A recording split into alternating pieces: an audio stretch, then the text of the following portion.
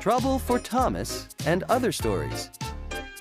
Brought to you by Hit Entertainment, a Britt Allcroft production, based on the Railway series by the Reverend W. Awdry. Stories told by Ringo Starr, published by Random House. You can follow along with the CD in your book. You should be on the page where you see Thomas looking tired with a yellow number 1 on the side of his engine. When you hear this sound, it's time to turn the page. Trouble for Thomas. Thomas the tank engine wouldn't stop being a nuisance. Night after night he kept the other engines awake. I'm tired of pushing coaches. I want to see the world. The other engines didn't take much notice, for Thomas was a little engine with a long tongue.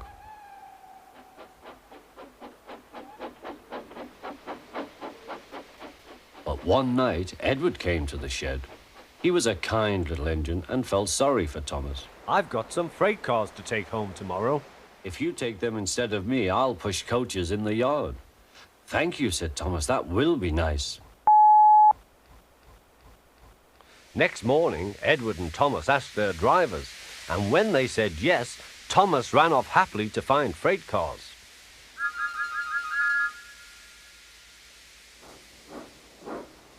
Now, the freight cars are silly and noisy. They talk a lot and don't attend to what they are doing. And I'm sorry to say they play tricks on an engine who is not used to them. Edward knew all about freight cars. He warned Thomas to be careful, but Thomas was too excited to listen.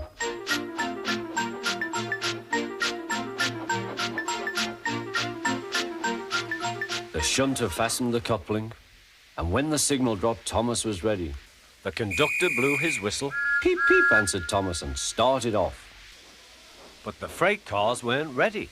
Oh, oh, oh, they screamed. Wait, Thomas, wait. But Thomas wouldn't wait. Come on, he puffed. All right, don't fuss. All right, don't fuss, grumbled the cars.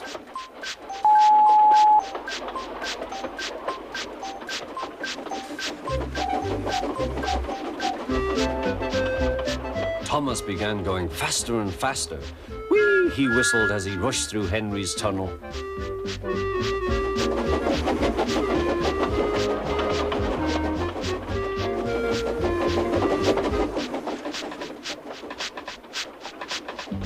Hurry, hurry, called Thomas. He was feeling very proud of himself. But the cars grew crosser and crosser. At last, Thomas slowed down as he came to Gordon's Hill.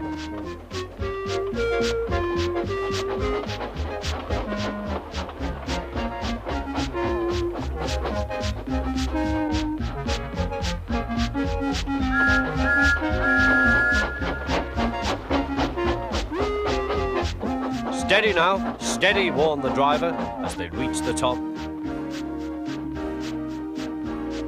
He began to put on the brakes. We're stopping, called Thomas. No, answered the cars, bumping into each other. Go on. Before the driver could stop them, they had pushed Thomas down the hill and were rattling and laughing behind him.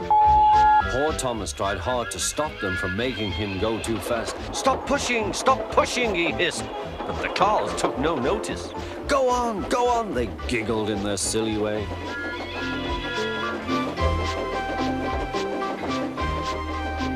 There's the station. Oh dear, what shall I do? He cried. He rattled straight through and swerved into the goods yard. Thomas shut his eyes. I must stop. When he opened his eyes, he saw he had stopped just in front of the buffers. There, watching him, was Sir Topham Hatt. What are you doing here, Thomas? He asked. I've brought Edward's freight cars, Thomas answered. Why did you come so fast? I didn't mean to. I was pushed, said Thomas. You've got a lot to learn about freight cars, Thomas. After pushing them about here for a few weeks, you'll know almost as much about them as Edward. Then you'll be a really useful engine.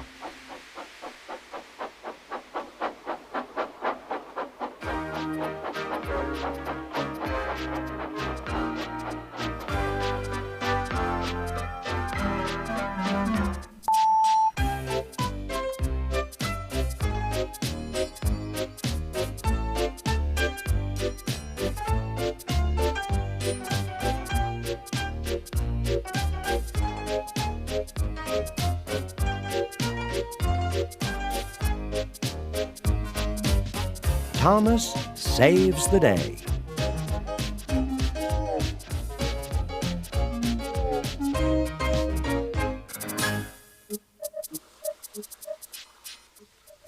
Every day, Sir Topham Hatt came to the station to catch his train. "Hello," he always said to Thomas. "Don't let the silly freight cars tease you. Remember, you have an important job as a special helper in the train yard."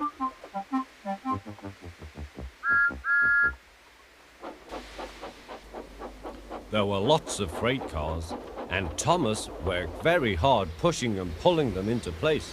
There was also a small coach and two strange things his driver called cranes. "That's the breakdown train," he told Thomas. The cranes are for lifting heavy things, like engines and coaches and freight cars. One day, Thomas was in the yard. Suddenly, he heard an engine whistling. "Help! Help!" A freight train came rushing through much too fast. The engine was James, and he was frightened. His brake blocks were on fire. They're pushing me," he panted. On, laughed the freight cars. Still whistling, "Help! Help!" Poor James disappeared.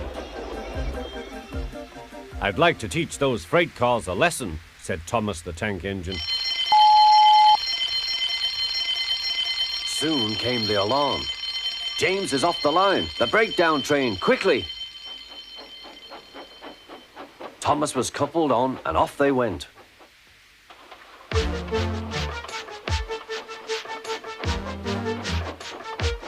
Thomas worked his hardest. "Hurry, hurry, hurry," he puffed.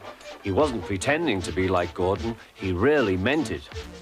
Bother those freight cars and their tricks. I hope poor James isn't hurt.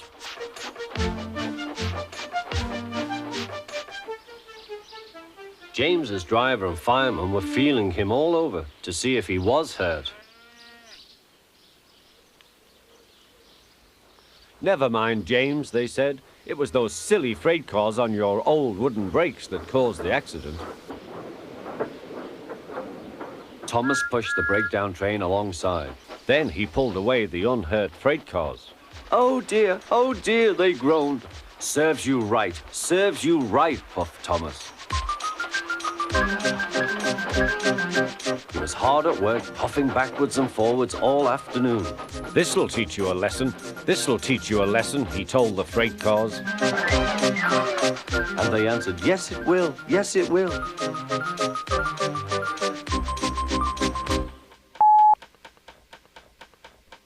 They left the broken cars, then with two cranes they put James back on the rails.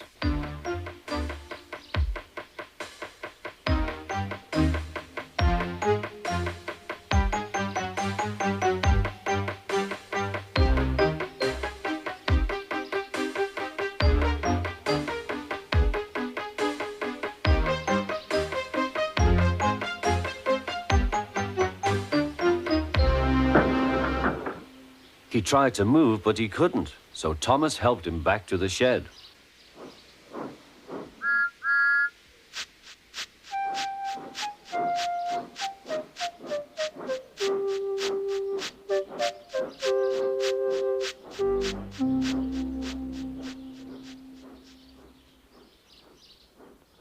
Sir Topham Hatt was waiting anxiously for them.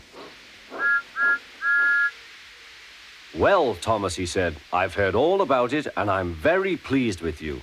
You're a really useful engine. James shall have some proper brakes and a new coat of paint. And you shall have a branch line all to yourself. Oh, thank you, sir, said Thomas. Now Thomas is as happy as can be. He has a branch line and two coaches called Annie and Clarabelle. He puffs proudly backwards and forwards with them all day.